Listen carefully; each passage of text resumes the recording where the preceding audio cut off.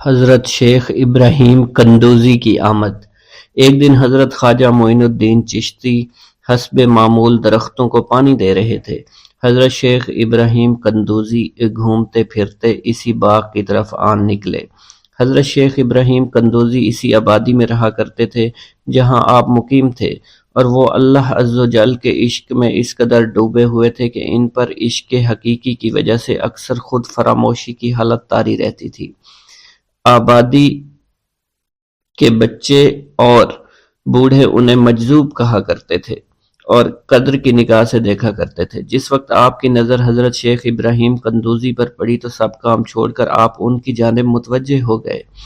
آگے بڑھ کر خوش آمدید کہا اور دست مبارک کو بوسہ دیا، پھر نہایت عزت اور احترام کے ساتھ ایک سایہ دار درخت کے نیچے بٹھایا۔ ان دنوں انگوروں کا موسم تھا، کچھ پکے ہوئے خوشے بیلوں سے اتار کر آپ کی خدمت میں پیش کیے اور خود باادب ہو کر دو زانوں بیٹھ گئے۔ حضرت شیخ ابراہیم قندوزی کو حضرت خواجہ معین الدین چشتی کی مہمان نوازی کا انداز بہت پسند آیا۔ آپ کا یہ ادب بہت بھلا محسوس ہوا۔ حضرت شیخ ابراہیم قندوزی پہچان گئے کہ یہ بچہ نہایت ہونہار اور راہ حق کا متلاشی ہے۔ حضرت شیخ ابراہیم قندوزی نے اپنی جیب سے ایک کھلی کا ٹکڑا نکالا، دندان مبارک سے چبا کر خواجہ معین الدین چشتی کے دہنے مبارک میں ڈال دیا۔ وہ کھلی کا ٹکڑا شباب معرفت کا جام تھا جسے پیتے ہی آپ پر خودی کی کیفیت طاری ہو گئی اور نگاہوں سے تمام حجابات دور ہو گئے۔ آنکھوں میں نور ہی نور چھا گیا، تعینات کے حجابات سامنے سے اٹھ گئے، جوش حیرت قلب پر طاری ہو گیا، آنکھیں کھلی کی کھلی رہ گئیں۔ یہ نہیں کہا جا سکتا حضرت خواجہ معین الدین چشتی اس حالت فراموشی میں کب تک آئینہ حیرت بنے رہے۔ جب آپ کو ہوش آیا تو ساقی جام معرفت محفل سے اٹھ چکا تھا، دل قابو سے باہر ہو گیا، طبیعت پر جبر کر کے دامن صبر قرار تھام کر کے بیٹھ گئے۔ عشق میں صبر چونکہ انتہائی دشوار ہوتا ہے، لہٰذا حضرت خواجہ معین الدین چشتی کو بھی قرار نہ رہا، اور جو جلوہ آپ کو حضرت شیخ ابراہیم قندوزی دکھا چکے تھے، اس جلوہ کو دیکھنے کے بعد آپ خود پر ایک دیوانگی کی ایک کیفیت طاری ہو چکی تھی، اور دنیا اور دولت، دنیا سب حقیر اور بے وقعت دکھائی دینے لگی۔ آپ کے قلب میں عشق خداوندی جوش مارنے لگا اور قلب تمام دنیاوی آلائشوں سے پاک ہو گیا اور دنیا سے بے پرواہ ہو چکا تھا۔ جیسے جیسے وقت گزرتا گیا، حضرت خواجہ معین الدین چشتی کی دیوانگی اور وارفتگی بڑھتی چلی گئی۔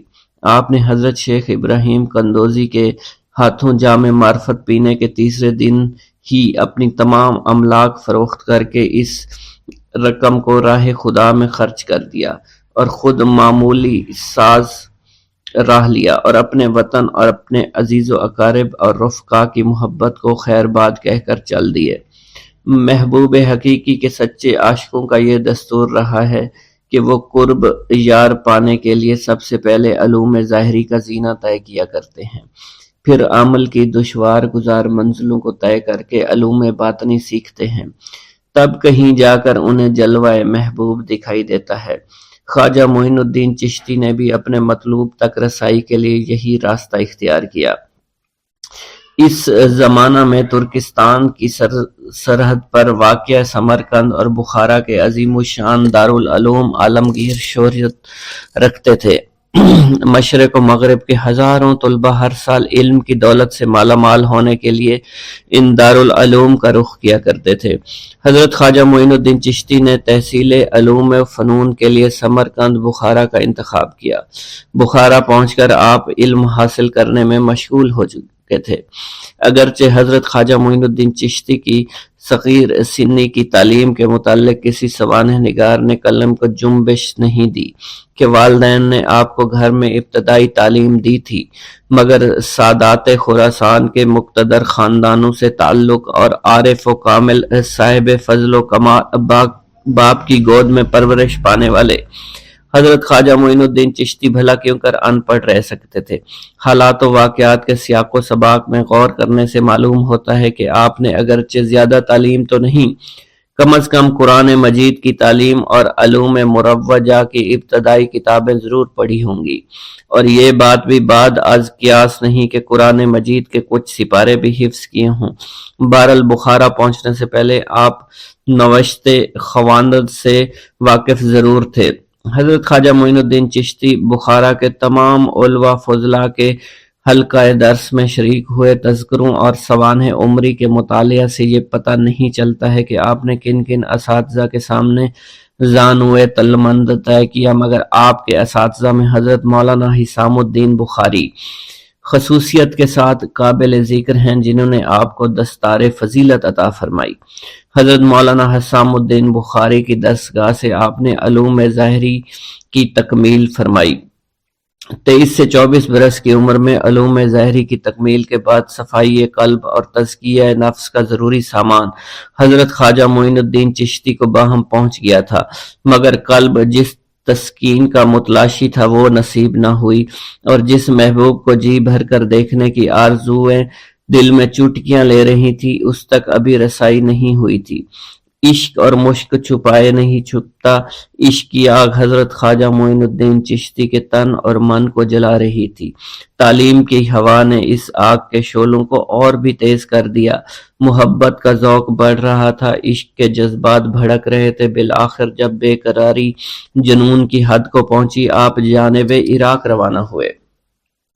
قصبہ سبحان پہنچ کر حضرت شیخ نجم الدین کبرا سے ملاقات ہوئی، اور 15 دن آپ نے حضرت شیخ نجم الدین کبرا کے ہاں قیام فرمایا۔ سبحان سے روانہ ہو کر حضرت خواجہ معین الدین چشتی بغداد شریف روانہ ہو گئے۔ ان دنوں حضور سیدنا غوث اعظم قصبہ جبل میں تشریف فرما تھے۔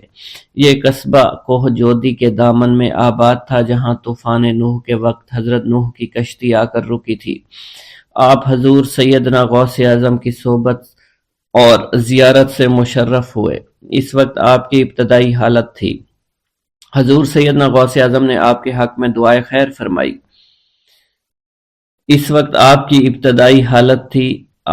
حضور سیدنا غوث اعظم نے آپ کے حق میں دعا فرمائی۔ انہوں نے بشارت دی کہ آپ مقتدائے روزگار ہوں گے۔ خلق اللہ آپ سے فیض یاب ہو گئی۔ آپ نے حضور سیدنا غوث اعظم کے پاس کچھ عرصہ قیام کیا اور واپس تشریف لے گئے۔ بسم اللہ الرحمن الرحیم۔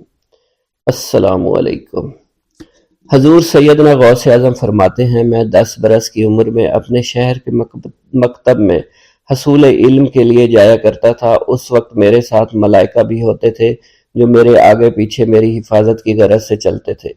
جب میں مدرسہ پہنچتا تھا تو وہ بار بار منادی کرتے تھے، اللہ کے ولی کے لیے جگہ خالی کر دو، چنانچہ وہ میرے لیے جگہ خالی کر دیتے تھے۔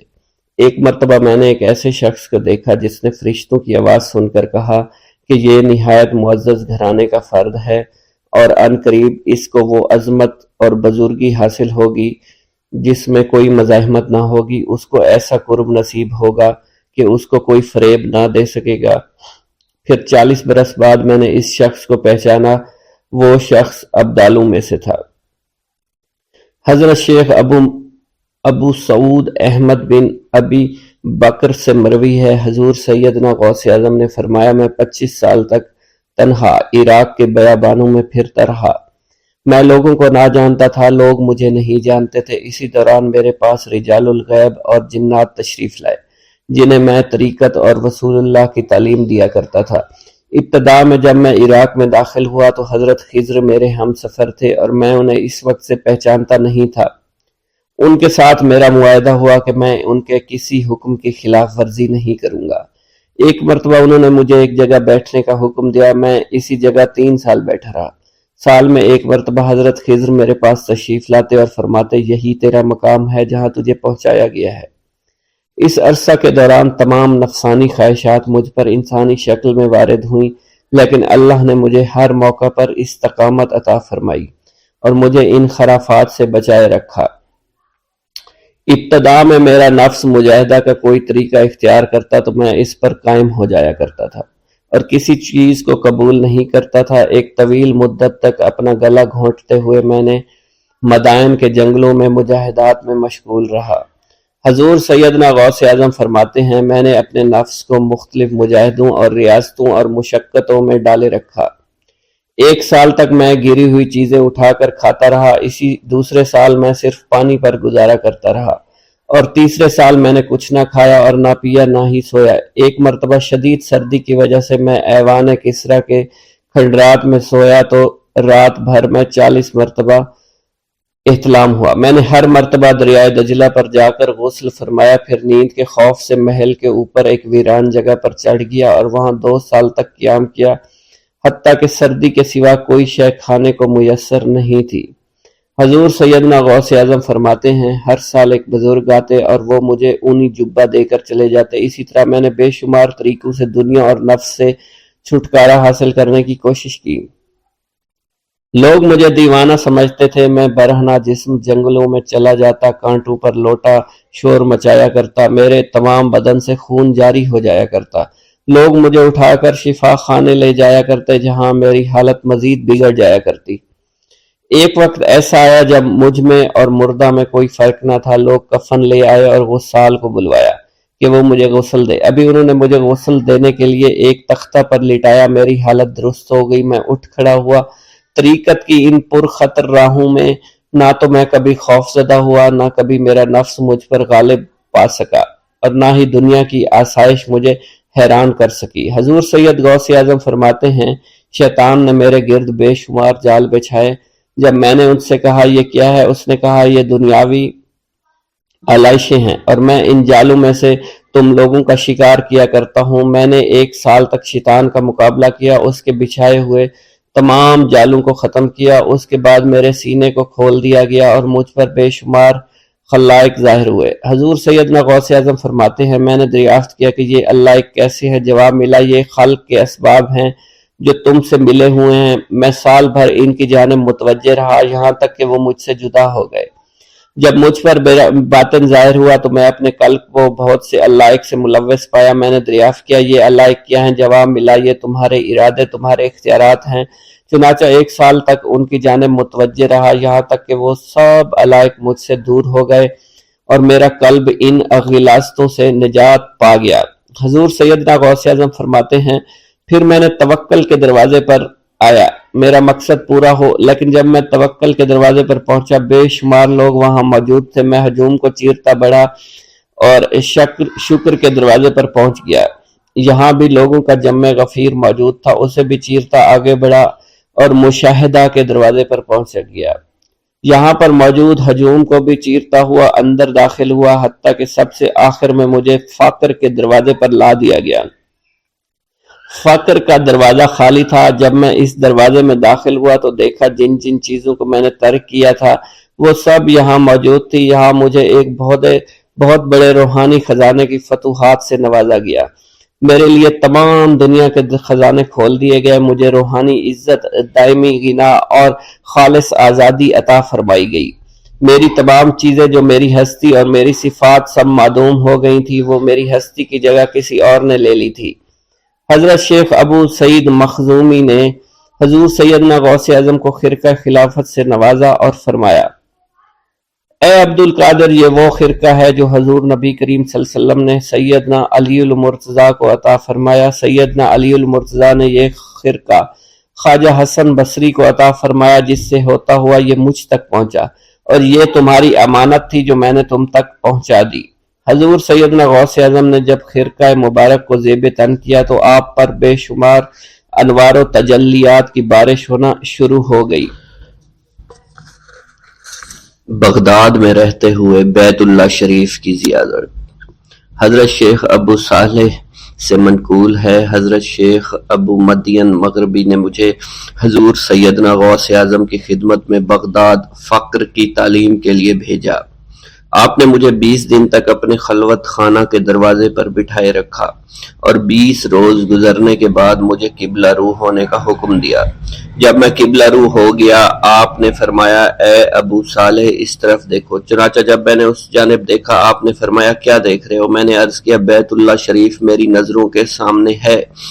آپ نے مجھے حکم دیا کہ اب مغرب کی سمت دیکھو۔ میں نے اپنا چہرہ مغرب کی جانب کیا تو آپ نے دریافت فرمایا کیا دیکھ رہے ہو؟ میں نے عرض کیا میں اپنے مرشد پاک حضرت ابو مدین کو دیکھ رہا ہوں۔ ایک مرتبہ سنان نامی عیسائی پادری نے غوث اعظم کی محفل میں حاضر ہو کر سلام عرض کیا اور حاضرین میں کھڑے ہو کر بیان دیا کہ میں یمن کا رہنے والا ہوں۔ میں نے ارادہ کیا میں اسلام قبول کروں۔ اسی دوران میرے دل پہ یہ خیال پیدا ہوا کہ میں اس دور کی سب سے بڑی شخصیت کے دست مبارک پر کلمہ پڑھوں۔ اس سوچ کے دوران مجھے نیند آ گئی۔ خواب میں مجھے حضرت سیدنا عیسیٰ علیہ السلام کی زیارت نصیب ہوئی۔ آپ نے مجھ سے ارشاد فرمایا کہ تم بغداد شریف چلے جاؤ اور شیخ عبد القادر جیلانی کے دست حق پر اسلام قبول کرو، کیونکہ اس وقت وہ روئے زمین پر تمام لوگوں میں افضل و اعلیٰ ہیں۔ حضرت شیخ عمر الکیمانی رحمۃ اللہ علیہ سے منقول ہے، ایک مرتبہ حضرت سیدنا غوث اعظم کی خدمت میں 13 لوگ دائرہ اسلام میں داخل ہونے کے لیے حاضر ہوئے۔ ان لوگوں نے بیان کیا کہ ہم عرب کے عیسائی ہیں، ہم نے کلمہ پڑھنے کا ارادہ کیا، ابھی سوچ رہے تھے کہ کسی مرد کامل کے دست حق پر کلمہ پڑھیں۔ ہمیں ہاتف غیب سے آواز سنائی دی کہ بغداد جا کر شیخ عبد القادر جیلانی کے دست مبارک پر کلمہ پڑھو۔ حضرت ابو الحسن علی سے منقول ہے، فرماتے ہیں ایک مرتبہ ایک جماعت کثیر کے ہمراہ حضرت سیدنا غوث اعظم کی زیارت باسعادت کے لیے روانہ ہوا۔ اسی دوران بے شمار لوگ میرے پاس آتے رہے، اپنی مشکلات کے حل کے لیے مجھ سے کہتے رہے میں حضور سیدنا غوث اعظم سے ان کی سفارش کروں گا۔ حضرت ابو الحسن علی بن ملاعب القواس فرماتے ہیں رستے میں ایک بد اخلاق لڑکا بھی ہمارے قافلے میں شامل ہو گیا۔ مجھے اس کا علم تھا کہ یہ اکثر و بیشتر ناپاک رہتا ہے اور بول و براز کے بعد استنجا بھی نہیں کرتا۔ حسن اتفاق کے حضور سیدنا غوث اعظم سے بھی رستہ میں ملاقات ہو گئی۔ حضرت ابو الحسن علی فرماتے ہیں میں نے حضور سیدنا غوث اعظم کی خدمت میں لوگوں کے پیغامات پہنچائے اور پھر مجھ سمیت میرے ساتھ تمام موجودہ لوگوں نے آپ کے ہاتھ مبارک کو ازراہ عقیدت چومنا شروع کر دیا۔ وہ فرماتے ہیں جب اس بد اخلاق لڑکے نے حضور سیدنا غوث اعظم رحمت اللہ علیہ کا ہاتھ مبارک چوما تو بے ہوش ہو کر زمین پر گر پڑا۔ جب اس کو ہوش آیا تو اس کے چہرہ پر داڑھی نمودار ہو چکی تھی اور اس نے آپ کے دست حق پر توبہ کی، پھر اس کا شمار نیکوں میں ہوا۔ حضرت شیخ زین الدین فرماتے ہیں میں نے حضور سیدنا غوث اعظم سے علم حاصل کیا۔ اللہ عز و جل نے مجھے 1 سال میں اتنا علم دیا کہ دوسروں کو وہ علم 20 سال میں بھی نصیب نہ ہوا ہوگا۔ میں نے آپ سے مصر جانے کی اجازت طلب کی تو آپ نے فرمایا دمشق پہنچ کر غازیوں کو مصر میں داخل ہونے کے لیے تیار پائے گا تاکہ اس پر قابض ہو جائیں، مگر ان سے کہنا وہ ہرگز کامیاب نہیں ہوں گے، ہاں دوسری مرتبہ وہ ضرور کامیاب ہوں گے۔ حضرت شیخ زین الدین فرماتے ہیں جب میں دمشق پہنچا میں نے وہی حال پایا، آپ نے بیان فرمایا میں نے ان سے کہا تو وہ نہ رکے۔ جب میں مصر پہنچا میں نے خلیفہ کو ان کو مقابلے کے لیے تیار کیا، میں نے خلیفہ سے کہا گھبراؤ نہیں، تم کامیاب ہو جاؤ گے۔ جب غازی مصر پہنچے تو ان کو شکست ہوئی۔ شیخ زین الدین فرماتے ہیں خلیفہ نے مجھے اپنا ندیم خاص مقرر کر دیا اور اپنے ہر راز سے مجھے واقفیت دے دی۔ پھر دوسری مرتبہ غازی آئے، انہوں نے مصر پر قبضہ کر لیا۔ مجھے حضور سیدنا غوث اعظم کے قول کے مطابق ہر ایک سے 1.5 لاکھ دینار ملے۔ مجھے مصر میں ہر خاص و عام میں مقبولیت حاصل ہو چکی تھی اور بے شمار لوگ میرے وعظ سے مستفیض ہونے لگے تھے۔ حضرت سیدنا غوث اعظم شیخ عبد القادر جیلانی کی خدمت میں ایک عورت حاضر ہوئی، آپ سے دعا کی درخواست کی کہ اس کے ہاں اولاد ہو۔ آپ نے مراقبہ میں جا کر لوح محفوظ کا مشاہدہ کیا تو وہاں لکھا تھا اس عورت کی قسمت میں اولاد نہیں ہے۔ آپ نے اللہ کے حضور اس کے لیے دعا فرمائی، غیب سے ندا آئی اس کے ہاں اولاد نہیں، آپ اس کے حق میں دعا جاری رکھیں، یہاں تک کہ غیب سے آپ کو ندا آئی کہ ہم نے آپ کی دعا کی بدولت اس کو 7 لڑکے عطا فرمائے۔ چنانچہ اس عورت کے ہاں یکے بعد دیگرے 7 لڑکوں کی دعا کی پیدائش ہوئی۔ حضرت شیخ ابو الخیر منقول ہے، فرماتے ہیں میں شیخ ابو حسن اور شیخ خلیل بن احمد اور شیخ ابو عبداللہ کی خدمت میں حاضر تھے۔ آپ نے فرمایا تم سب اپنی اپنی حاجات بیان کرو، میں انشاءاللہ تمہاری حاجات پوری کروں گا۔ شیخ ابو سعود نے کہا کہ میں ترک دنیا اختیار کرنا چاہتا ہوں۔ شیخ ابو قائد نے کہا میں مجاہدی کی قوت چاہتا ہوں۔ شیخ ابوالزاز نے کہا کہ میں خوف الہی چاہتا ہوں۔ شیخ فارسی نے کہا اللہ کے ساتھ میرا ایک حال ہے جسے میں کھو بیٹھا میں چاہتا ہوں کہ میرا وہ حال لوٹ آئے۔ شیخ جمیل نے کہا میں حفظ وقت چاہتا ہوں۔ شیخ عمر نے کہا کہ میں علم کی زیادتی چاہتا ہوں۔ حضرت شیخ ابو الخیر محفوظ فرماتے ہیں حضور سیدنا غوث اعظم نے فرمایا انشاءاللہ تم سب کی حاجات جلدی پوری ہوں گی۔ چنانچہ آپ کا قول پورا ہوا اور تمام لوگوں کی حاجات پوری ہوئی ماں سوائے شیخ خلیل کے، کیونکہ حضرت شیخ خلیل نے قطبیت مانگی تھی جس کا ابھی وقت نہیں آیا تھا۔ حضرت ابو سعود فرماتے ہیں حضرت شیخ حماد دباس کی خدمت میں حاضر ہو کر عرض کیا حضور میں ملک شام کی جانب مال تجارت لے کر جانا چاہتا ہوں اور میرا یہ قافلہ تیار ہے، میرے پاس 700 دینار کا مال ہے۔ حضرت شیخ حماد دباس نے فرمایا اگر تم اس سال سفر کرو گے تو تم سفر میں ہی قتل کر دیے جاؤ گے اور تمہارا تمام مال و اسباب لوٹ لیا جائے گا۔ حضرت حماد عباس کی بات سن کر وہ تاجر حضور سیدنا غوث اعظم کی خدمت میں حاضر ہوا اور حضرت حماد باس کی بات بیان کر دی۔ آپ نے فرمایا کہ تم سفر پر جاؤ میں تمہارا ضامن ہوں۔ آپ کا فرمان سن کر وہ سامان تجارت لے کر شام پہنچا۔ اپنا تمام مال فروخت کرنے کے بعد وہ تاجر اپنے کسی کام سے حلب گیا۔ وہاں ایک مقام پر اس نے 1000 دینار رکھ دیا اور حلب میں اپنی قیام گاہ پر واپس آ گیا۔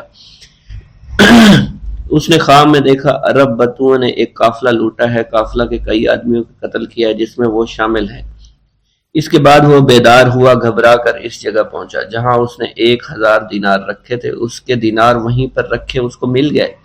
دینار لے کر واپس قیام گاہ پہنچا، بغداد شریف واپس جانے کی تیاری شروع کر دی۔ جب وہ تاجر بغداد شریف واپس پہنچا تو پہلے حضرت حماد باس کی خدمت میں حاضر ہوا تو آپ نے فرمایا کہ تم پہلے حضور سیدنا غوث اعظم کی خدمت میں حاضر ہوا، کیونکہ وہ محبوب سبحانی ہیں، انہوں نے اللہ کے حضور تمہارے لیے 70 مرتبہ دعا مانگی یہاں تک کہ تمہاری حقیقت کو خواب میں بدل دیا گیا۔ وہ تاجر آپ کی خدمت میں حاضر ہوا اور آپ نے حضرت حماد باس کی بات کی تصدیق کی۔ بھوک اللہ کے خزانوں میں سے ایک خزانہ ہے۔ حضرت شیخ ابو محمد فرماتے ہیں ایک روز میں حضور سیدنا غوث اعظم کی خدمت میں ایسی حالت میں حاضر ہوا کہ فاقہ سے تھا اور میرے اہل و عیال بھی کئی دنوں سے بھوکے تھے۔ میں نے آپ کی خدمت میں سلام عرض کیا تو آپ نے میری دلی کیفیت کو بھانپتے ہوئے فرمایا اے جونی، بھوک اللہ تعالیٰ کے خزانوں میں سے ایک خزانہ ہے اور اللہ عز و جل جس کو دوست رکھتا ہے اس کو فاقہ کی نعمت عطا فرما دیا کرتا ہے۔ حضرت شیخ زین الدین فرماتے ہیں ایک مرتبہ میں اور ایک میرا دوست حج کی ادائیگی کے بعد بغداد شریف آئے۔ بغداد شریف میں ہم کسی کو جانتے نہیں تھے اور ہمارے پاس صرف ایک قبضہ کمان تھی جسے فروخت کر کے ہم نے کچھ چاول خریدے اور انہیں پکایا۔ ہم ان چاولوں سے سیر نہ ہو سکے اور نہ ہی ہمیں کوئی لطف محسوس ہوا۔ بعد ازاں ہم حضور سیدنا غوث اعظم کی محفل میں حاضر ہوئے تو آپ کچھ کلام فرما رہے تھے۔ ہمیں دیکھتے ہی آپ نے اپنا کلام قطع کر لیا اور فرمانے لگے حجاز مقدس سے کچھ مہمان آئے اور ان کے پاس قبضہ کمان کے سوا کچھ نہ تھا جسے انہوں نے فروخت کر کے چاول خریدے اور انہیں پکا کر کھایا، لیکن نہ ہی وہ سیر ہوئے اور نہ ہی لطف اندوز۔ حضرت شیخ زین الدین ابو الحسن علی بن ابو طاہر ابراہیم انصاری فرماتے ہیں ہم نے جب حضور سیدنا غوث اعظم کا یہ کلام سنا تو ہم نہایت حیران ہوئے۔ محفل کے اختتام پر آپ نے دسترخوان بچھوایا۔ میں نے آہستگی سے اپنے دوست سے اس کی پسندیدہ چیز کے متعلق پوچھا تو اس نے کہا حلوہ کھانا چاہتا ہے اور میرے دل میں اس وقت شہد کی خواہش پیدا ہوئی۔ ابھی یہ سب کچھ ہمارے دلوں میں ہی تھا کہ حضور سیدنا غوث اعظم نے اپنے خادمین کو حکم دیا جاؤ حلوہ شہد لے آؤ۔ خادمین نے حکم کی، تعمیل کی اور حلوہ اور شہد ہمارے سامنے لا کر رکھ دیا۔ آپ کا اس طرح ہمارے دلوں کی بات پر مطلع ہونے سے ہم حیران رہ گئے۔ حضرت ابو حفص عمر بن صالح بغدادی ایک مرتبہ اپنی اونٹنی کو ہانکتے ہوئے حضور سیدنا غوث اعظم کی خدمت میں حاضر ہوئے۔ عرض کرنے لگے، حضور میں حج کے لیے بیت اللہ شریف جانا چاہتا ہوں، مگر میری یہ اونٹنی میرا ساتھ دینے کے قابل نہیں ہے اور فی الحال میرے پاس کوئی دوسری سواری بھی نہیں ہے۔ آپ نے اس اونٹنی کی پشت پر ہاتھ پھیرا۔ اس کے بعد حضرت ابو حفص عمر بن صالح بغدادی نے اس اونٹنی کو ایڑی لگائی تو وہ اونٹنی بیت اللہ شریف تک بھاگتی ہی چلی گئی اور کوئی دوسری سواری اس کے قریب نہیں پہنچ سکی۔ حضرت ابو حامد فرماتے ہیں، میں ایک مرتبہ بغداد شریف میں حضور سیدنا غوث اعظم کی خدمت میں حاضر ہوا اور اپنا مصلی آپ کے نزدیک بچھا کر بیٹھ گیا۔ آپ نے مجھ سے فرمایا، اے حامد، تم عنقریب بادشاہوں کے دسترخوان پر بیٹھو گے۔ چنانچہ جب میں حران واپس پہنچا تو سلطان نور الدین زنگی نے مجھے اپنے پاس رہنے پر مجبور کر دیا اور مجھے اپنا مصاحب خاص مقرر کر دیا اور ناظم اوقاف مقرر فرمایا۔ حضرت شیخ ابو المظفر اسماعیل سے منقول ہے کہ ایک مرتبہ حضرت شیخ الہیتی بیمار ہو گئے۔ حضور سیدنا غوث اعظم ان کی عیادت کے لیے تشریف لائے۔ آپ نے ان کے نزدیک کھجور کے 2 درخت دیکھے جو 4 سال سے خشک تھے اور ان پر پھل نہیں آتا تھا۔ آپ نے ان درختوں کے نیچے بیٹھ کر وضو کیا اور 2 رکعت نماز ادا فرمائی۔ کچھ دن گزرنے کے بعد ان درختوں پر پھل لگ گئے اور وہ دوبارہ سے سرسبز و شاداب ہو گئے۔ جھولی کو میری بھر دو ورنہ کہے گی دنیا، ایسے سخی کا منگتا پھرتا ہے مارا مارا۔ مولانا عبد الرحمن جامی فرماتے ہیں، حضور سیدنا غوث اعظم کا ایک مرید آپ کے ہمراہ مسجد کی جانب جا رہا تھا۔ جمعہ کا دن تھا۔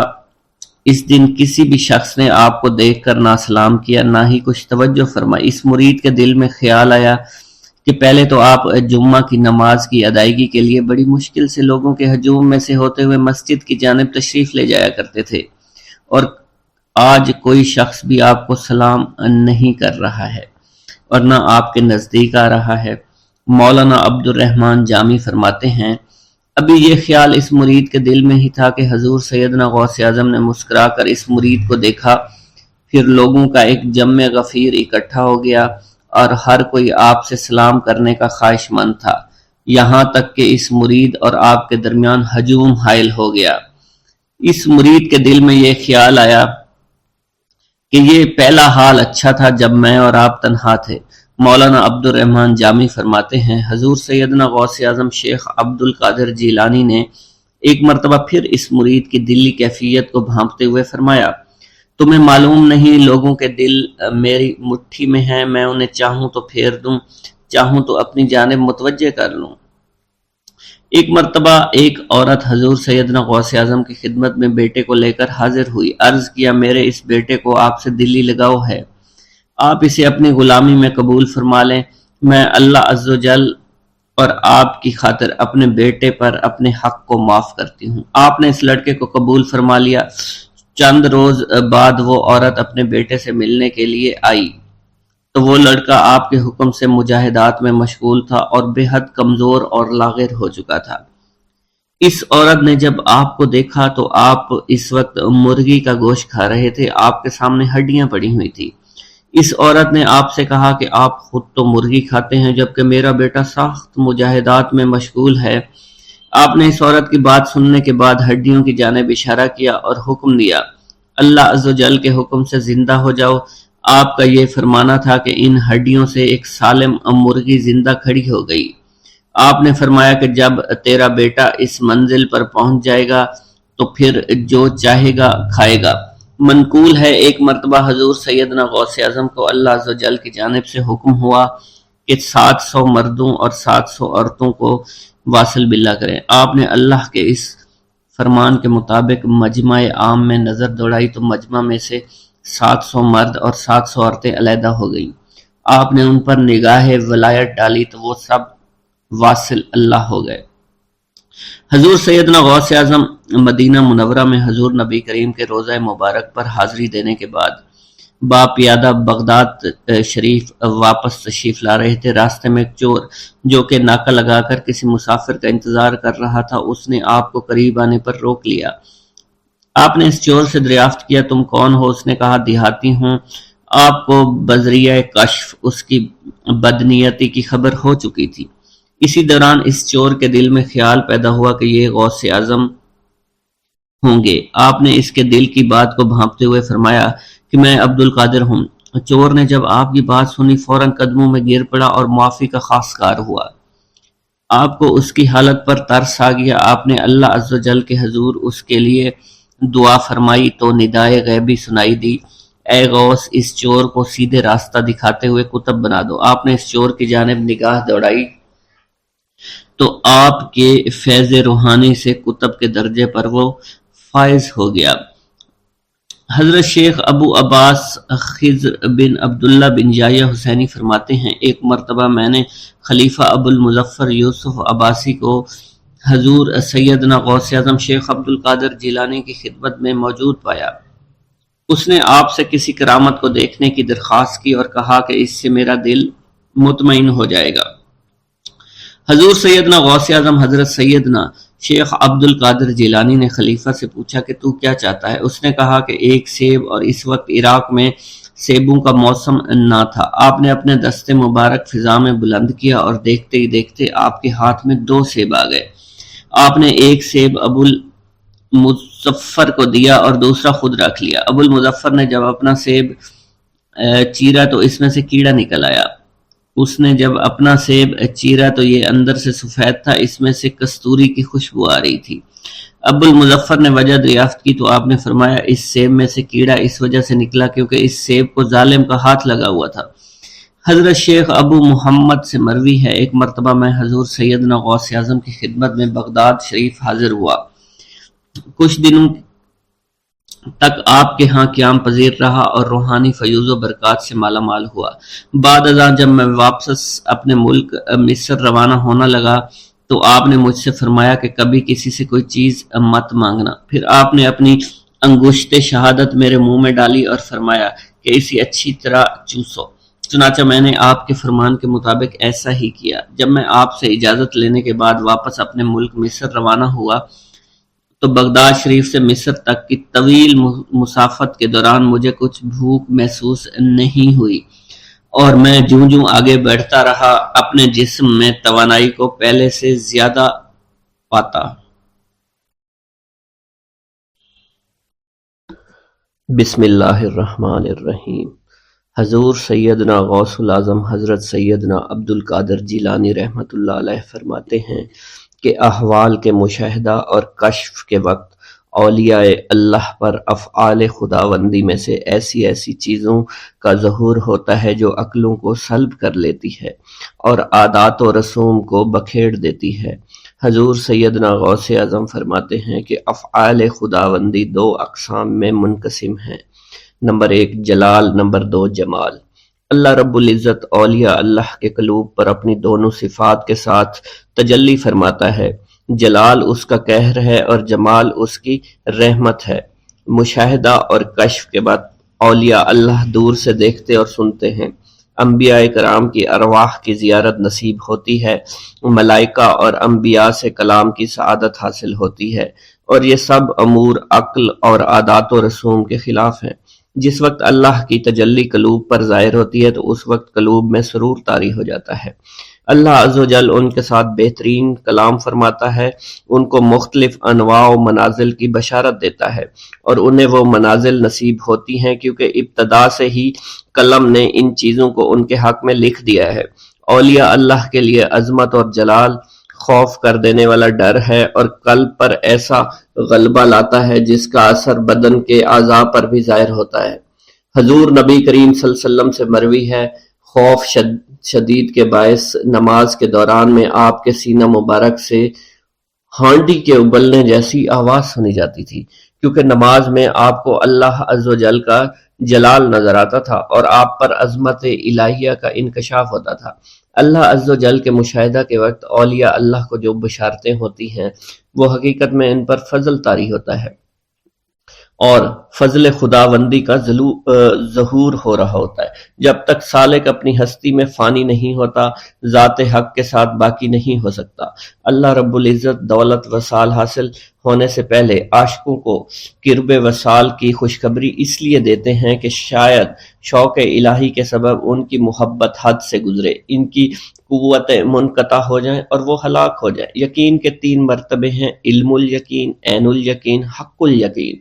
علم الیقین کے مرتبہ پر فائز ہونے پر سالک کو اس راز کا علم ہو جاتا ہے کہ محبوب حقیقی عالم کی صورت میں جلوہ نما ہے، اور حضور نبی کریم صلی اللہ علیہ وآلہ وسلم اس شاہد لم یزلی کے لیے مرت نامہ ہے۔ پھر جب سالک ترقی کی منازل طے کرتا ہے تو وہ عین الیقین کے مرتبہ پر فائز ہو جاتا ہے، جس سے مراد یہ ہے کہ محبوب حقیقی حضور نبی کریم کی زیارت سے مشرف ہونے لگتا ہے، اور اس کا یقین وحدت الوجود پر پختہ ہو جاتا ہے، اور پھر اسے بیداری میں بھی حضور نبی کریم کی حضوری کی سعادت نصیب ہوتی ہے۔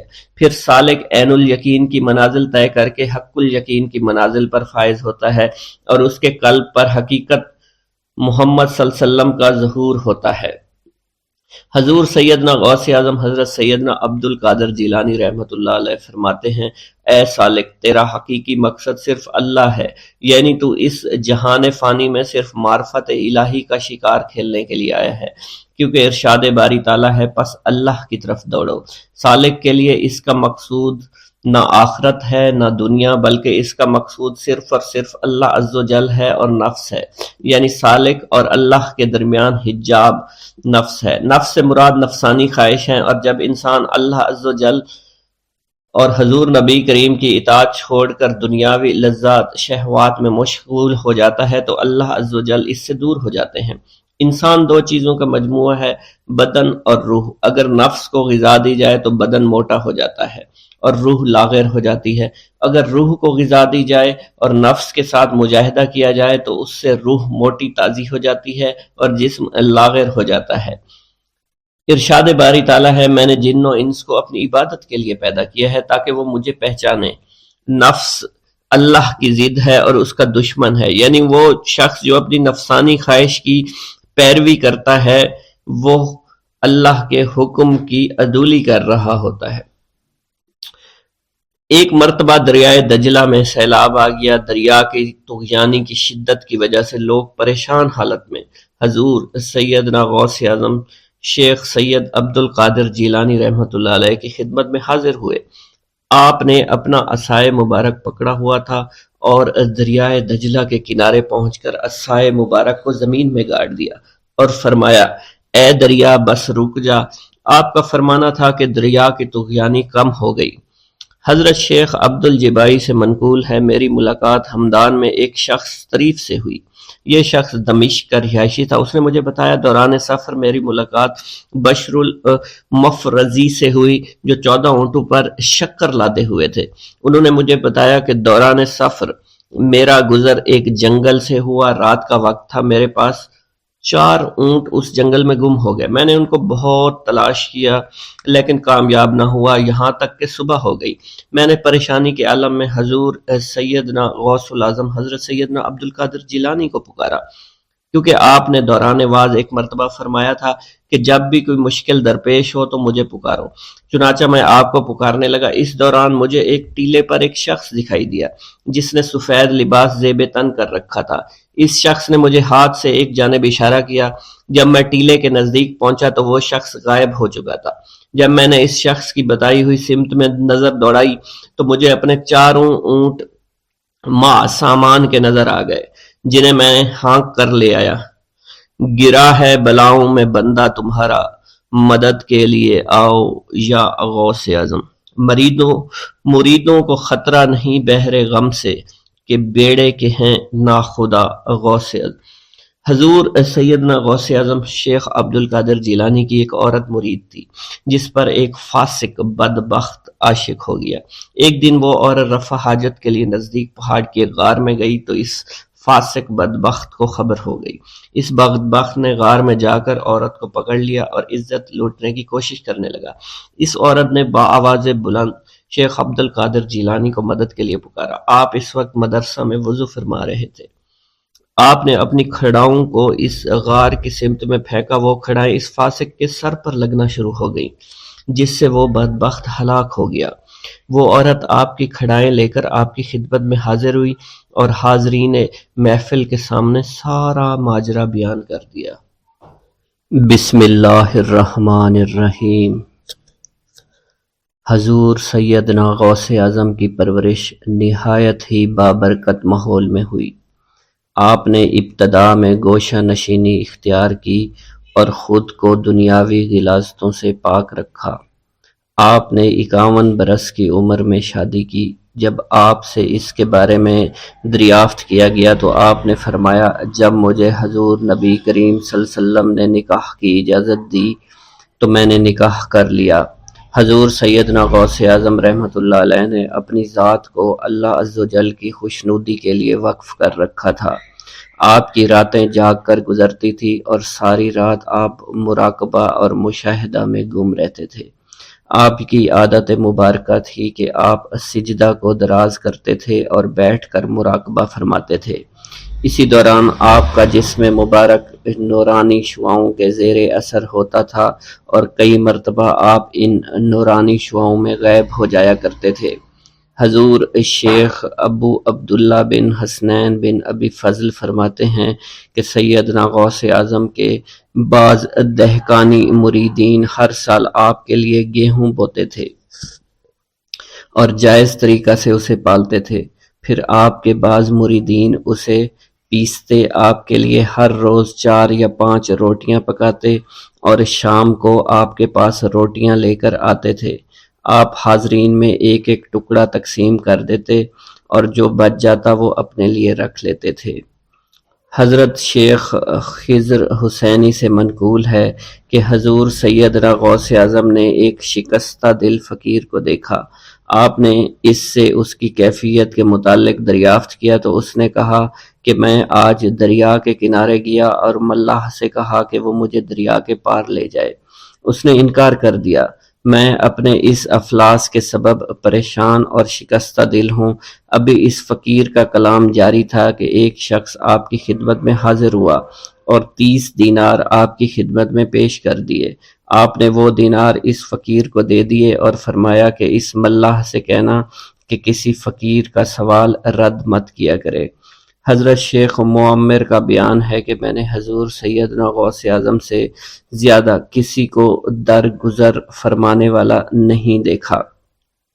آپ کی عطا کا یہ عالم تھا کہ ایک محفل میں 400 لوگوں کو ولایت کے مقام اعلیٰ تک پہنچا دیا کرتے تھے۔ بھوکوں کو کھانا کھلانا اور بیواؤں کی حاجت روائی کرنا آپ کا معمول تھا۔ جب کسی بیمار کے متعلق سنتے فوراً اس کی عیادت کے لیے تشریف لے جایا کرتے۔ فقراء کو آپ کے در سے بغیر سوال کیے عطا ہو جایا کرتا۔ حضور سیدنا غوث اعظم نے فرمایا کہ مخلوق سے کنارہ کشی سے قبل علم حاصل کرو، کیونکہ جو شخص علم کے بغیر عبادت کرتا ہے وہ اصلاح سے زیادہ فساد میں مبتلا ہو جاتا ہے۔ تمہیں چاہیے کہ شمع شریعت اپنے ہمراہ لے کر علم کی روشنی میں عمل کرو، پھر اللہ تعالیٰ تمہیں علم لدنی کا وارث بنا دے گا جس سے تم ناواقف ہو۔ تمہیں چاہیے کہ تمام اسباب و ذرائع سے تعلق منقطع کر کے رشتہ داروں اور احباب سے جدائی اختیار کر لو، تاکہ تم اپنے زہد کی وجہ سے اپنے قوت باطنی اور اپنے حسن ادب کا مشاہدہ کر سکو۔ خدا کے علاوہ تمام عالم اسباب سے اس خوف سے منقطع ہو جاؤ تاکہ تمہاری شمع معرفت نہ بجھ جائے، اور جب تم 40 دن ایک چلہ اپنے رب کے لیے مخصوص کر دو گے تو تمہارے قلب سے حکمت کے چشمے جاری ہو جایا کریں گے اور تم معرفت الہی کی تپش کا مشاہدہ کرنے لگو گے، جس کو حضرت موسیٰ علیہ السلام نے اپنے شجر قلب پر محسوس کیا تھا۔ اس کیفیت کے بعد تم اپنے نفس و خواہش، اپنے شیطان، اپنی طبیعت اور اپنے وجود سے کہو گے کہ ٹھہر جا، میں نے اس آگ کا مشاہدہ کر لیا ہے جو قلب موسیٰ علیہ السلام سے روشن ہوئی تھی۔ اس کے بعد تمہارے قلب میں باطن سے یہ آواز آنے لگی کہ میں ہی تمہارا رب ہوں، میری ہی عبادت کرو، میرے غیر کی اطاعت سے گریزاں ہو جاؤ۔ میرے سوا کسی سے تعلق مت رکھو، میری معرفت حاصل کر کے میرے غیر کو فراموش کر دو، غیر سے اعراض کر کے صرف میرے علم، میرے قرب، میرے ملک اور میری سلطنت کی جانب متوجہ رہو۔ جب تمہیں بقائے الہی حاصل ہو جائے تو تمہاری زبان پر اللہ تعالیٰ کا نام جاری ہو جائے گا، اور تمہارے حجابات رفع ہو کر قلب سے کدورت زائل ہو جائے گی، اور نفس کو مکمل سکون حاصل ہوگا۔ پھر جب اس کے الطاف غالب آ جائیں تو تمہیں خطاب کیا جائے گا، اے قلب فرعون، نفس کی طرف توجہ کر اور ان کو راہ ہدایت پر چلا، میری جانب آ جا اور ان سے کہہ دے کہ میرا ہی اتباع کریں، پھر انہیں رشد کے راستے پر ہدایت کر کے ان سے تعلق قائم کر، اس کے بعد پھر قطع تعلق کر کے دوبارہ استوار ہو کر آ جا اور اسی طرف استوار ہو کر دیکھتا رہے۔ حضرت شیخ معمر سے منقول ہے، فرماتے ہیں ایک مرتبہ میں حضور سیدنا غوث اعظم کی خدمت میں حاضر تھا، آپ بیٹھے کچھ لکھ رہے تھے، اسی دوران چھت سے 3 مرتبہ مٹی گری، چوتھی مرتبہ ایسا ہوا تو آپ نے جلال میں آ کر اس جگہ دیکھا جہاں سے مٹی گر رہی تھی، اسی دوران ایک چوہا اس جگہ سے نیچے گرا اور مر گیا، اور یہ چوہا ہی وہاں سے مٹی کو کھود رہا تھا۔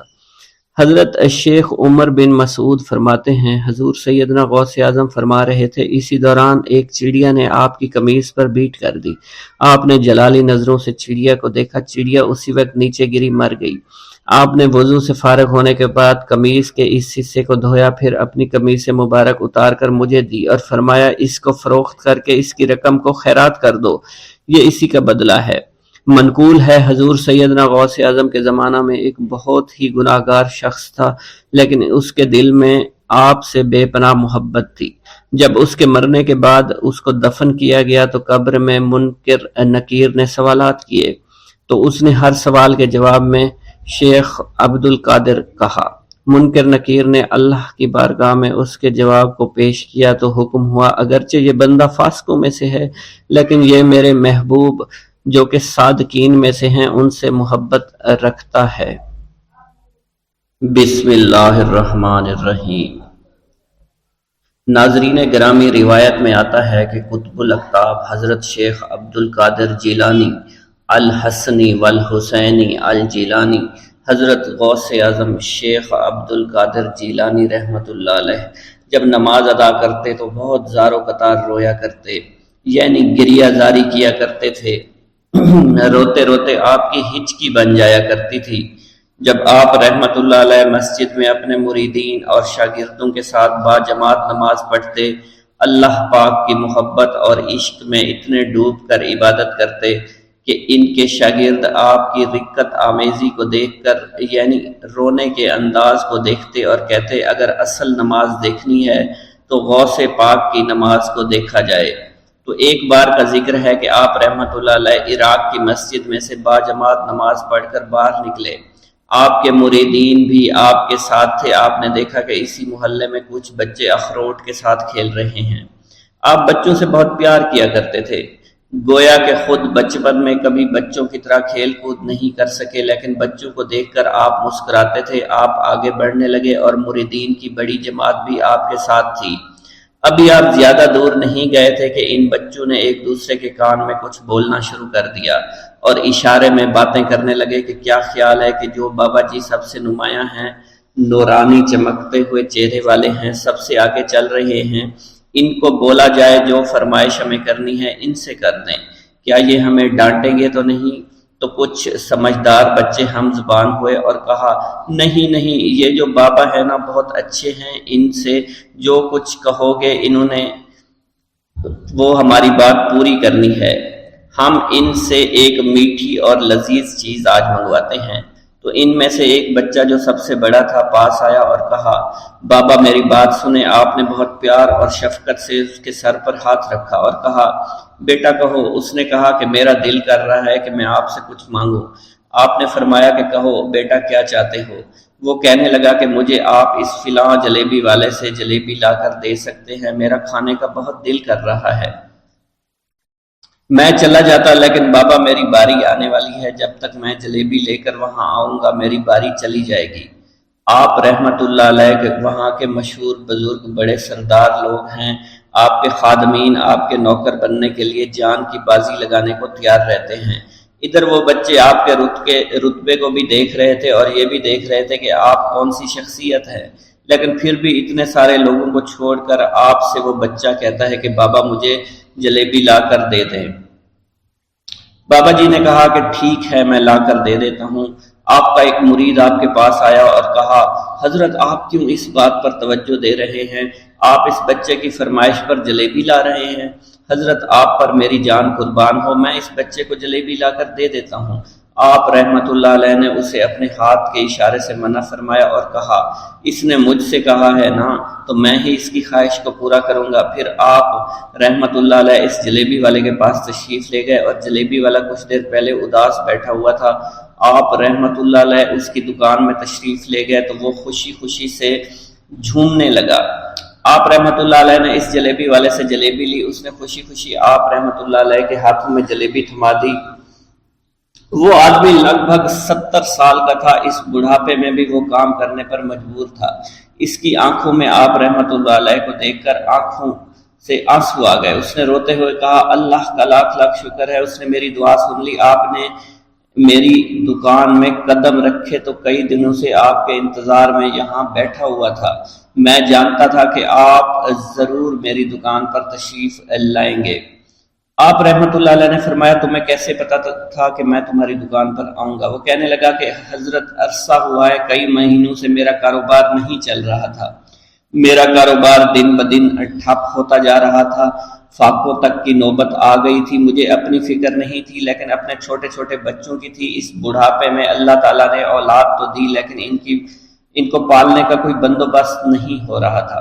میں نے اپنی اس پریشانی کا ذکر کسی سے کیا تو اس نے کہا کہ عراق کے ایک شہر میں چلے جاؤ، وہاں پر کوئی ایک فقیر ہے، اس سے دعا کراؤ، وہ جس کے لیے دعا کرتے ہیں اس کا کام بن جاتا ہے۔ میں اتنا پریشان تھا کہ اس آدمی کے کہنے پر اس فقیر سے ملنے چلا گیا۔ اس کی تلاش کر کے میں نے اس سے کہا تم میرے لیے دعا کرو تاکہ میرے کاروبار میں ترقی ہو جائے اور میرے رزق میں برکت ہو جائے اور تنگ دستی دور ہو جائے تاکہ میں بیوی بچوں کا پیٹ پال سکوں۔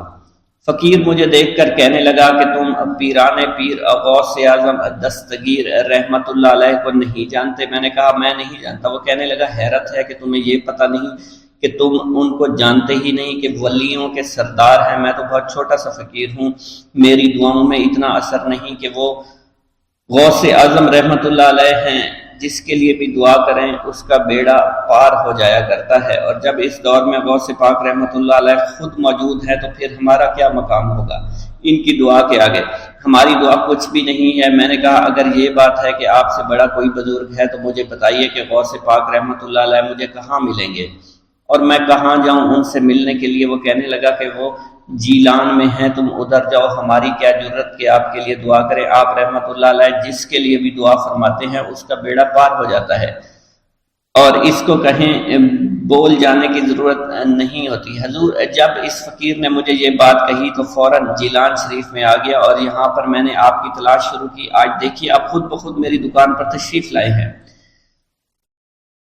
اب دیکھیے کہ آپ کے آنے سے کیسا نور میری دکان میں آ گیا ہے۔ حضور میرے حق میں دعا فرما دیجئے، اللہ پاک میری زندگی کو آسانیاں عطا فرمائے، مجھے اپنی بیوی اور بچوں کی بہت فکر ہے۔ آپ رحمت اللہ علیہ نے فرمایا پریشان ہونے کی ضرورت نہیں، اللہ تعالیٰ سب معاملات ٹھیک فرما دے گا۔ یہ کہہ کر آپ تشریف لے گئے، اس بچے کے پاس آئے اور اس کے ہاتھ میں جلیبی تھما دی۔ ابھی وہاں سے جانے والے تھے، دوسرا بچہ آیا، اس نے کہا کہ بابا آپ نے اسے تو جلیبی لا کر دی ہے، مجھے بھی لا کر دیں۔ آپ نے اس سے بھی تسلی دی اور کہا میں تمہیں بھی جلیبی لا کر دے دیتا ہوں بیٹا۔ یہ دیکھ کر مریدین بہت غصہ ہونے لگے اور کہا کہ حضور ہم اس بچے کو جلیبی لا کر دے دیتے ہیں، آپ کیوں زحمت کرتے ہیں؟ لیکن آپ نے فرمایا نہیں، یہ بچے مجھ سے کہہ رہے ہیں نا، میں ان کا نہیں ٹال سکتا۔ حضور آپ بہت مصروف شخصیت ہے، کیوں ان چھوٹے بچوں کی باتیں سن رہے ہیں؟ آپ نے ہاتھ کے اشارے سے انہیں روکا اور فرمایا اللہ تعالیٰ نے ہمیں جس کام کے لیے چنا ہے بس وہ کام ہی ہم کر رہے ہیں، تم لوگ اللہ پاک کی حکمت کو نہیں سمجھ رہے۔ پھر آپ جتنی بار وہ بچے آپ کو بھیجتے رہے، آپ رحمت اللہ علیہ ان کے لیے جلیبیاں لاتے رہے، حتیٰ کہ آخری بچے کو بھی آپ نے جلیبی لا کر دے دی اور وہ مزے سے کھانے لگے۔ جلیبی کھانے کے بعد وہ آپ کو دعائیں کرنے لگے اور کہا آپ بہت اچھے انسان ہیں، جیسا کہ آپ کے بارے میں ہم نے سنا تھا آپ ویسے ہی ہیں، آپ اخلاق کے بہت عمدہ ہیں، آپ کی سخاوت کے بارے میں ہم نے جتنا سن رکھا تھا آپ اتنے ہی سخی ہیں، ہم آپ سے بہت خوش ہوئے۔ آپ رحمت اللہ علیہ مسکرائے، بچوں کی خوشی دیکھ کر آپ کو دلی اطمینان ملا۔ اب ایک اور نماز کا وقت ہو رہا تھا، آپ نے مریدین سے کہا کہ چلو نماز پڑھنے کے لیے مسجد میں چلتے ہیں۔ وہ سب مل کر مسجد میں چلے گئے اور اللہ کی عبادت میں مصروف ہو گئے۔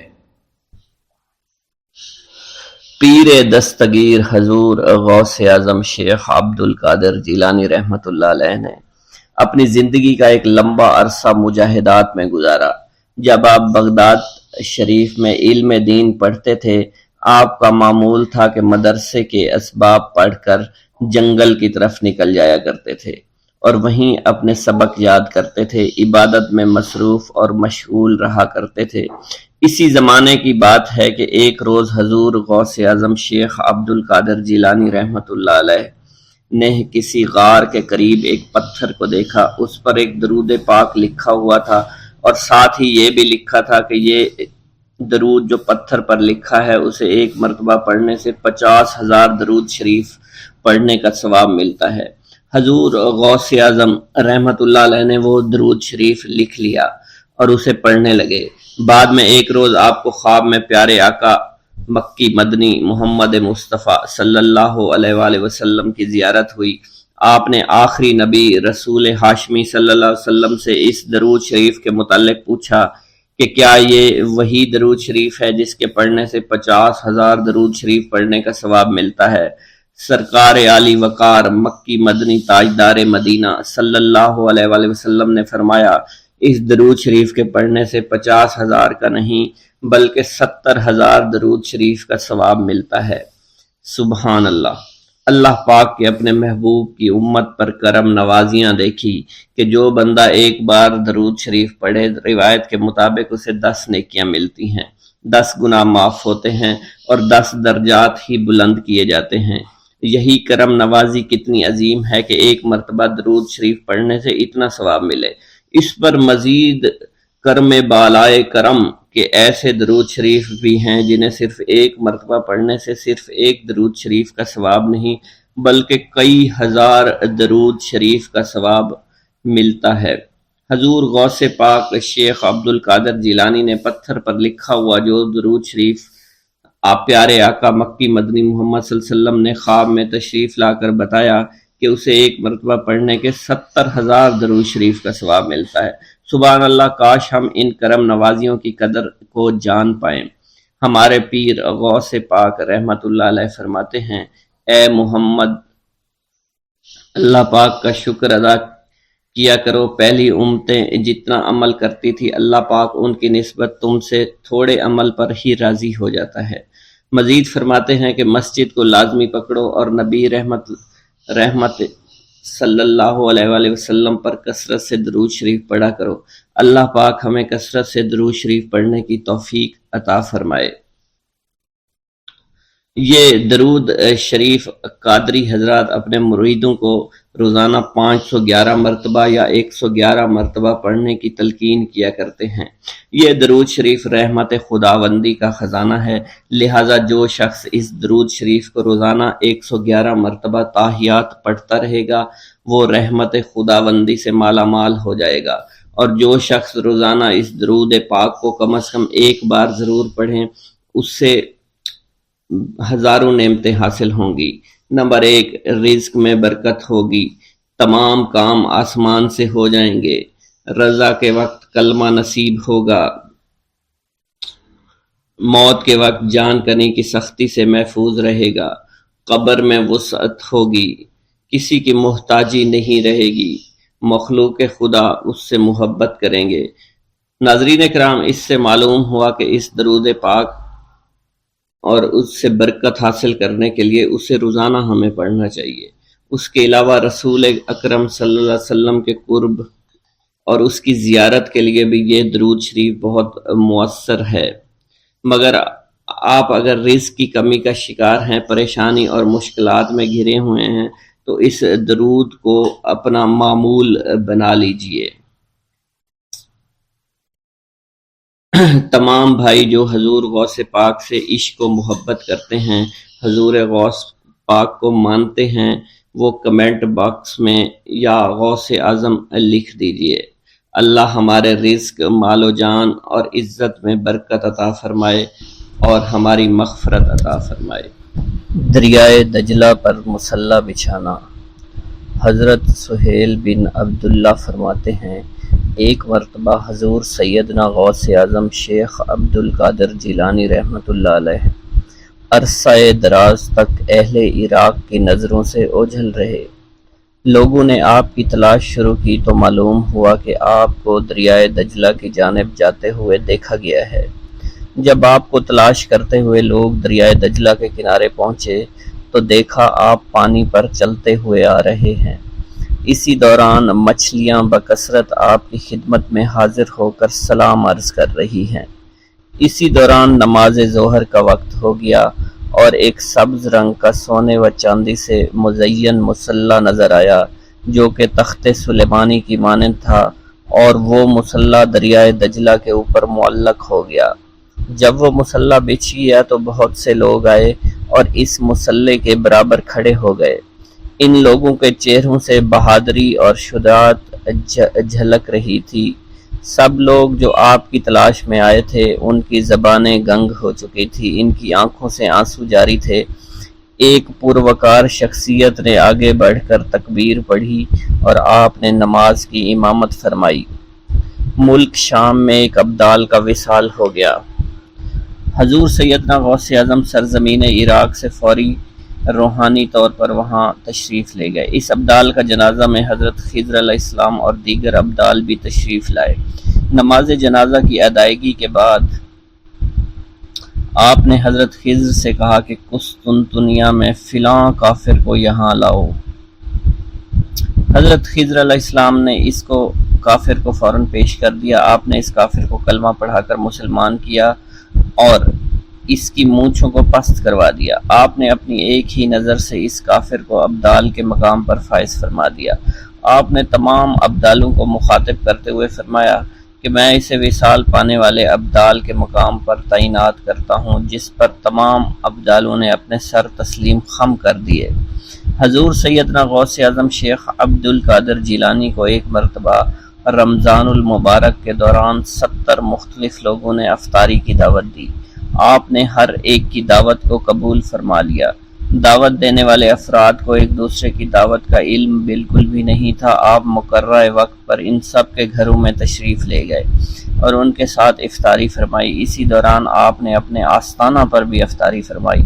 صبح جب ہر شخص اپنی اس سعادت کی گفتگو کر رہا تھا تو انہیں معلوم ہوا کہ آپ نے ہر گھر میں افطاری کی ہے۔ اسی دوران خدام آستانہ عالیہ پر بھی آ گئے اور کہنے لگے، آپ نے حسب معمول آستانہ عالیہ پر بھی کل ہی افطاری فرمائی تھی۔ جب آپ کی خدمت میں اس بات کو بیان کیا گیا تو آپ نے فرمایا کہ تمام لوگ اپنے قول میں سچے ہیں اور میں نے ہر ایک کی دعوت کو قبول کیا اور ہر ایک کے گھر کے ساتھ افطاری فرمائی۔ منقول ہے خلیفہ وقت نے جب ابو یحییٰ بن سعید جو کہ ابن المزاحم ظالم کے نام سے مشہور تھا کو قاضی کے عہدے پر تعینات کیا۔ حضور سیدنا غوث اعظم ممبر پر جلوہ افروز ہوئے اور خلیفہ کو مخاطب کرتے ہوئے فرمایا کہ تم نے ایک ظالم شخص کو قاضی مقرر کیا ہے، کل جب تم اللہ تعالیٰ کی بارگاہ میں حاضر ہوگے تو اس وقت کیا جواب دو گے؟ خلیفہ کو جب آپ کی اس خطاب کی خبر ہوئی تو وہ کانپ اٹھا، رونا شروع کر دیا۔ اس نے فوراً ابو یحییٰ کو قاضی القضاء کے عہدے سے معزول کر دیا۔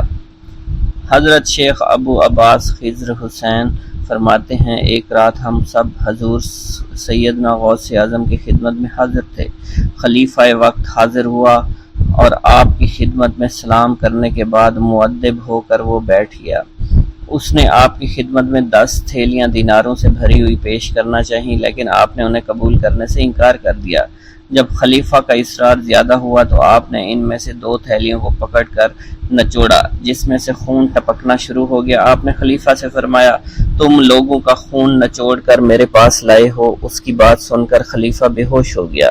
آپ نے فرمایا اگر مجھے خلیفہ کے آل رسول اللہ صلی اللہ علیہ وسلم کی عزت نہ ہوتی تو میں اس خون کو اس کے محلوں کی جانب بہا دیتا۔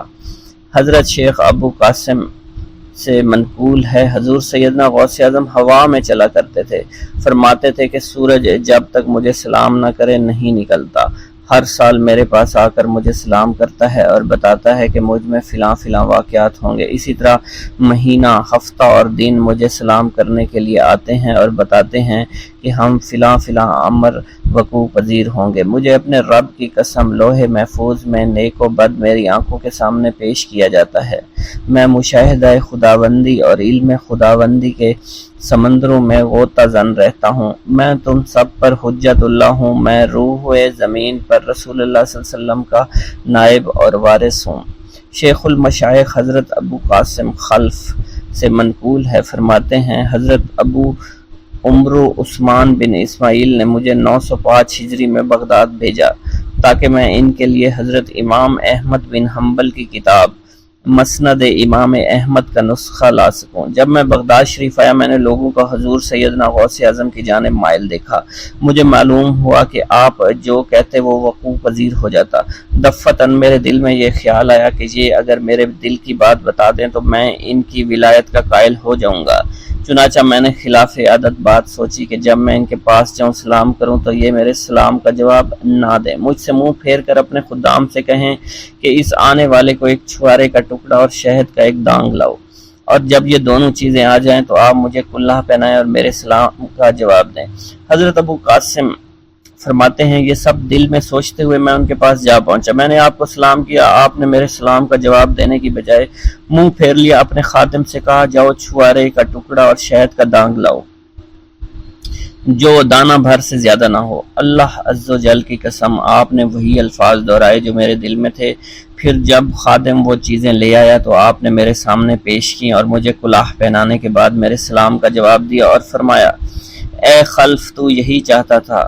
حضرت ابو قاسم خلف بن عیاش شافی فرماتے ہیں میں دل سے آپ کی عظمت کا قائل ہو گیا، آپ کی خدمت میں رہ کر احادیث کا علم حاصل کیا۔ حضرت شیخ ابو مظفر منصور فرماتے ہیں میں حضور صلی اللہ علیہ وسلم حضور سیدنا غوث اعظم رحمۃ اللہ علیہ کی خدمت میں حاضر ہوا، اس وقت میں جوان تھا اور میرے پاس فلسفہ علم الروح کی ایک کتاب تھی۔ آپ نے مجھ سے فرمایا اے منصور یہ کتاب تیرا برا ساتھی ہے، اٹھو اسے دھو دو۔ حضرت شیخ ابو مظفر منصور فرماتے ہیں مگر میرے دل نے اس کو دھو ڈالنا مناسب نہیں سمجھا، اس کتاب میں منقول چند مسائل مجھے بے حد مرغوب تھے، میں نے ارادہ کیا کہ میں آپ کے سامنے سے اٹھوں اور اس کتاب کو گھر لے جاؤں۔ آپ نے میری جانب دیکھا اور مجھ سے اٹھا نہ گیا اور میری حالت قیدی کسی ہو گئی۔ آپ نے مجھ سے فرمایا کتاب دو، میں نے جب اسے کھولا تو وہ سفید کاغذ تھے جس پر کوئی حرف نہ لکھا ہوا تھا۔ آپ نے اس کتاب کی ورقگردانی شروع کر دی اور فرمایا یہ کتاب فضائل قرآن ہے اور یہ محمد بن زریش کی تصنیف ہے۔ حضرت شیخ ابو مظفر منصور فرماتے ہیں پھر آپ نے وہ کتاب مجھے واپس فرما دی، میں نے جب اس کتاب کو دوبارہ دیکھا تو وہ واقعی فضائل قرآن کی کتاب تھی اور محمد بن زریش کی تصنیف تھی۔ آپ نے فرمایا کیا تو توبہ کرتا ہے کہ اپنی زبان سے وہ بات کہے جو تیرے دل میں نہ ہو؟ میں نے عرض کی ہاں۔ اس کے بعد مجھے فلسفہ و احکام اور روحانیت جو مجھے یاد تھے وہ بھول گئے اور میرے باطن سے ایسے محو ہوئے کہ کبھی میرے دل میں آئے ہی نہیں تھے۔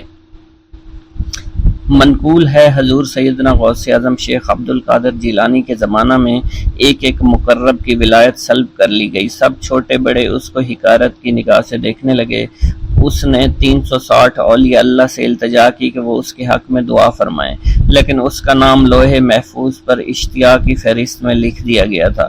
ان اولیاء اللہ نے اس کو بتایا کہ تم کامیاب نہیں ہوگے، اس کے چہرے کا رنگ سیاہ پڑ گیا۔ اس شخص نے حضور سیدنا غوث اعظم کی خدمت میں حاضر ہو کر دعا کی درخواست کی۔ آپ نے فرمایا تم اللہ کی بارگاہ میں مردود ہو گئے مگر میں تمہیں اللہ کی اذن سے مقبول بنا سکتا ہوں۔ پھر حضور سیدنا غوث اعظم نے اس کے لیے بارگاہ الہی میں دعا فرمائی۔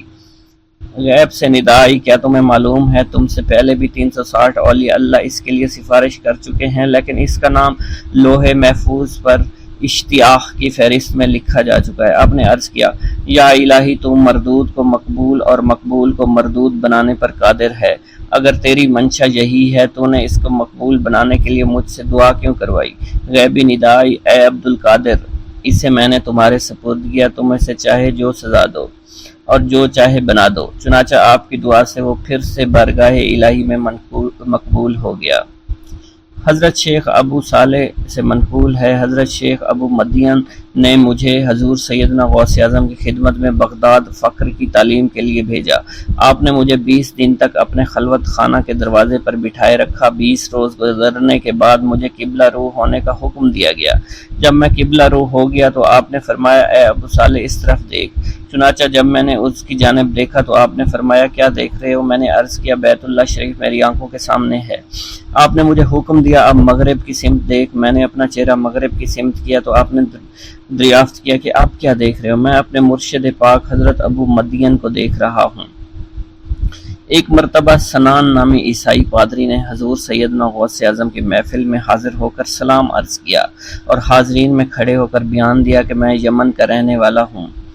میں نے ارادہ کیا کہ میں اسلام قبول کروں۔ اسی دوران میرے دل میں خیال پیدا ہوا کہ میں اس دور کی سب سے بہترین شخصیت کے دست مبارک پر کلمہ پڑھوں۔ اسی سوچ کے مجھے نیند آ گئی۔ خواب میں مجھے حضرت سیدنا عیسیٰ علیہ السلام کی زیارت نصیب ہوئی۔ آپ نے مجھ سے ارشاد فرمایا کہ تم بغداد شریف چلے جاؤ اور شیخ عبدالقادر جیلانی کے دست حق پر اسلام قبول کرو، کیونکہ اس وقت وہ روئے زمین پر تمام لوگوں میں افضل اور اعلیٰ ہے۔